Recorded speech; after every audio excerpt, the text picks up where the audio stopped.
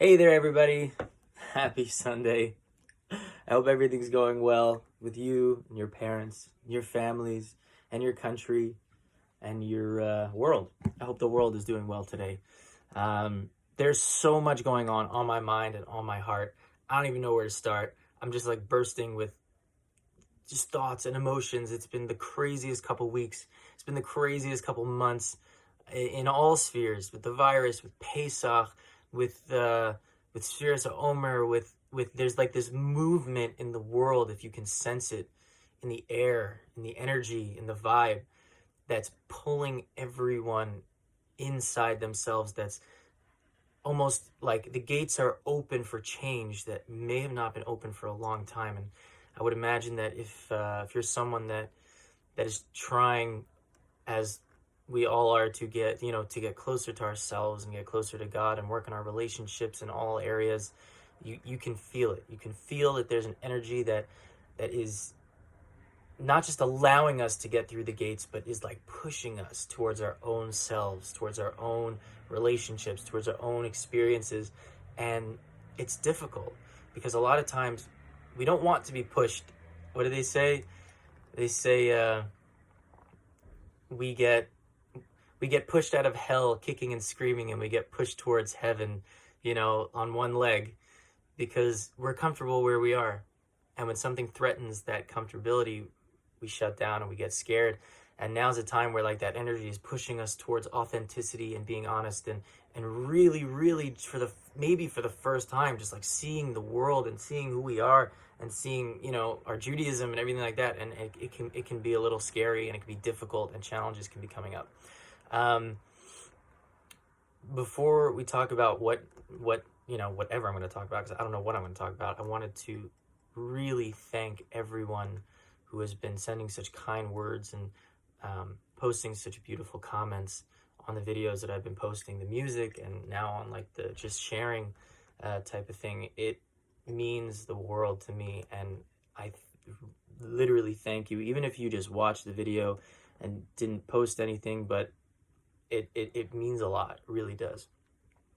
I think maybe just a quick thought. There's no such thing as quick thoughts. When we say, a quick thought, I want to share something. This is what I want to share. When a person goes through suffering, I don't know why I'm smiling. When a person goes through serious challenges and their life is difficult, they're forced to search for meaning. They're forced to search to find truth. They must, because life is difficult. And sometimes we hide behind words like frustration and I really want. No. Some people, we suffer. We suffer with challenges. We suffer with emotional pains of wanting to get more out of this world. And this world is hard because we're not from here. We're from somewhere else. Our souls are not from here. And so we come down here and we're like, whoa, I want to be filled with bliss and happiness and peace. And life can get really, really hard. But you're forced into finding truth. You're forced into finding yourself, into finding your own personal relationship with God. And in a sense, that's the luckiest thing that can ever happen. If you suffer, and if I suffer, in a sense, we can say this when we're not suffering. Because when somebody's suffering, you don't tell them this. You don't tell them answers. We don't want answers when we're suffering. But when we're outside of the suffering for at least a few moments, or for an hour, for a year, we can talk about how the suffering is God's kiss saying, I want you to have the best life, and the way you're going to get there is if you're pushed to search and to seek. But the reason why a lot of us are not searching and seeking is because we have been taught to believe that life is here. Our relationships are here. Me and God, we're here. And here is for the tzaddikim, is for the rabbis and the preachers, and here is for people not like me, but holy souls, and this is for people who are going to, sit and study the Bible all day and study the Torah all day, but I just live my life. And that is false. It is false, and it has to be broken. It is such a terrible approach to life. The Baal Shem Tov came to break that. He came to say, no, you're a simple person. There's such thing as a simple person. You fix wagon wheels and you think that you can't be close to God. You think you can't live a magical life. That's zelo emet. It's not true. But that's what society tells us, unfortunately. You know, we're gonna go to high school, and then we're gonna maybe take a gap year, and then we're gonna go to college, or we're gonna study in yeshiva or seminary, and then we're gonna get married, and we're gonna have kids, and just stay here. And I'm here saying, no, you can have the most incredible life. Doesn't mean no challenges, doesn't mean no sufferings, it doesn't mean no incredibly difficult things to go through. But there is a level of living that never stops being able to go higher and higher. But a lot of times also, we don't want to do it because we know that if we go up, we're going to come down. And then we're going to go up, then we're going to come down. And sometimes we don't want to go back up because we know we're going to have to come back down. So 2 reasons. Number 1, we don't know that we can have an existence beyond our wildest dreams. We really don't know that. And our wildest dreams have been corrupted into thinking that our wildest dreams is if we have a lot of money and we're comfortable and I have the most beautiful husband or wife, and like such simple things that are not what we mean when we say a life beyond our wildest dreams. When we say a life beyond our wildest dreams, what we mean is an experience of life that is rich and full and explosive and expansive. And number 1, we don't even know that we could be there. We've been taught to think that's not for us, that's for holy people. Number 2, we have been confused in what we think is a life beyond our wildest dreams. And number 3, it's really hard to get there. It's really, really hard to get there. But we must break this negative belief from simple things to, if you're married or if you have parents, whatever it is, and you think that the relationship can only be here. You know, it's a sad thing. Like, couples go to therapy when they're having a really hard time. Therapy is just a way to grow deeper in your relationship. But we only go there when things are wrong and we have to fix it. What about when things are great? What about searching for ways to make our relationships even more incredible? All our relationships. And the same thing with God. So first of all, before we continue, I just want to share a prayer that I say at night. To me, is very special, and maybe you'll appreciate it. I say, it's weird sharing this, God, please guide me to the people, the places, the things, and experiences which will allow me to go deeper into myself, which will allow me to go deeper into my relationship with you, to go deeper into my relationships in general, and to have an overall deeper experience of life. And then the second prayer is, God, help me be open to the people, places, things, and experiences that you're sending me. You know, it's funny, right now in the video, I'm sitting here being like, well, I'm just rambling, like, who cares? Nobody really cares what I have to say. And I'm getting like these negative, like, self-talk stuff. But the truth is, this is just me. And I just want to maybe share with you some books that have changed my life and that really has helped me go deeper, because sometimes we don't know how to go deeper, but there's tons and tons and tons of things out there. So I'll just like put them up here for you. If you're interested, check it out. If you're not, don't check it out. You get it all on Amazon. So first of all, we have Eckhart Tolle, The Power of Now. This is a quick one, a quick study of the actual book, but it's amazing nonetheless. Eckhart Tolle, The Power of Now. He is just unbelievable. Our minds weigh us down very heavily, and sometimes we don't even notice. There's a constant voice in our head telling us things and annoying us throughout the day, and sometimes it gets so strong, and people have it so strongly that like life is miserable because this thing never stops judging and cynical and making just things that are not even necessarily true, and we walk around fear and it's he really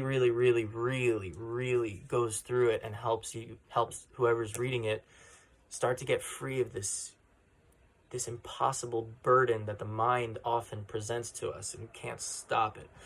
As far as Judaism and Yiddishkeit go, Rav Kook. Oh my gosh, Rav Kook is beyond. Woo! Judaism is so complicated, and God is trying to have a relationship with God and ourselves, and Torah, it can be overwhelming, and oftentimes we don't know where to even start or what to even think about. And in this book, he goes through everything that we have questions on, everything, and gives life to the experience of them. It's unbelievable. Number 3, Reclaiming the Self. by Rabbi Pinson, Rav Dov Ber Pinson. Again, just so many, like just a new approach. All these books are gateways, are approaches to a deeper level of experience. And not everyone is going to work for everyone. You know, this is where you got to trust your gut. If something just inside you goes, ooh, go for it, then go on Amazon and get it. Like that to me, that's like when you have that moment, just a small little moment where your mind or your heart goes like, oh, something about it just gets you, and then you just push it around. No, that's your God stuff inside saying that's for me. There's more that I don't have, that I lent to people. But Viktor Frankl's Man's Search for Meaning goes through his experience in the Holocaust, from the most incredible experience. I'm not a Holocaust book reader, but this is extraordinary. Holding on to your faith and growing in your faith, in every aspect, in a world that is on fire. Unbelievable. Mark Nepo, The Book of Awakening, one page, each page is like a whole separate thing that he's writing about, just different ideas. I can't even, it's beyond. And then the last, of course, is Tehillim with Rav Hirsch. Rav Hirsch is incredible. He brings you into the life of David HaMelech. He brings you into the story of each Tehillim. He gives you over the realization that David is singing his pain. He's singing his joys. He's crying. And it's unbelievable. So, if you find any of those helpful, or your soul says, maybe that one, go for it. Don't hide those gut reactions. And that's the last thing I'm going to talk about. We are a piece of God. We don't have a piece of God in us. We are a piece of God, and it is us, which means that oftentimes we are looking outside towards God to help us, but God is inside. And this is the Kabbalistic ideas that go in here are very confusing and very difficult, but there is a concept of God being outside of myself in a sense, and God being inside of us as well.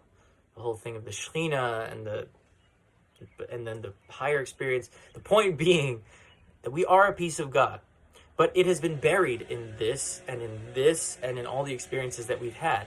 And sometimes our soul is trying to talk to us, but it's so buried that we can barely hear it, but we can hear it. And oftentimes, the more we get in touch with ourselves, the more that intuition will tell us things.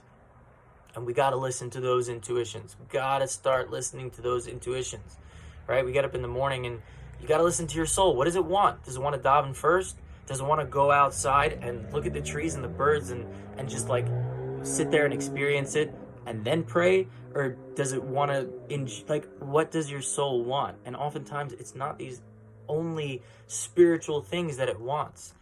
But as far as like studying Torah and tefillah and doing Gemilas Chasadim, sometimes the soul's like, I want to go on a hike.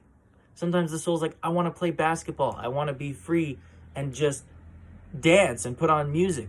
The soul is not, I guess it's hard to talk about because you could argue, and I hear the arguments, but I'm not trying to say that, the soul intrinsically wants to play basketball. What I am saying is that the soul, it needs what it needs. And it's going to tell you what it needs. But sometimes we think, okay, I shouldn't exercise. I shouldn't do that thing that I love because I need to be doing spiritual things. Sometimes the soul is telling you, stop being so spiritual and be holy and do the things that are going to help you. You're human and you're a soul. You need to do lots of things. There's lots of things you need to do to take care of yourself, to enjoy life. If life is hard and difficult, you can't have anything. Again, I don't mean to be specific when I speak, but if you get it, you get it. Anyways, there's a lot here. There's a lot more on my mind and my heart, but we're going to end here, and I'll just say, keep on searching, keep on seeking, but it's all here. It's all in here. It's not out there. It's not out there. It's not out there. And any real experience you're going to have is when you come with your own self, with your own experiences, with your own world that you've lived in for your whole life. When you come with that into a relationship, then it'll be beautiful. If you come to God with your life, then prayers will be can be ecstatic and ecstasy. But if you don't come with your own heart and bear it, then relationships are going to be stale and cold, and they're going to be run by fears and by it's just not going to be a depth there.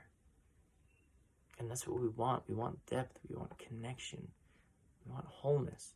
And that comes when we start living life from here, from inside of ourselves.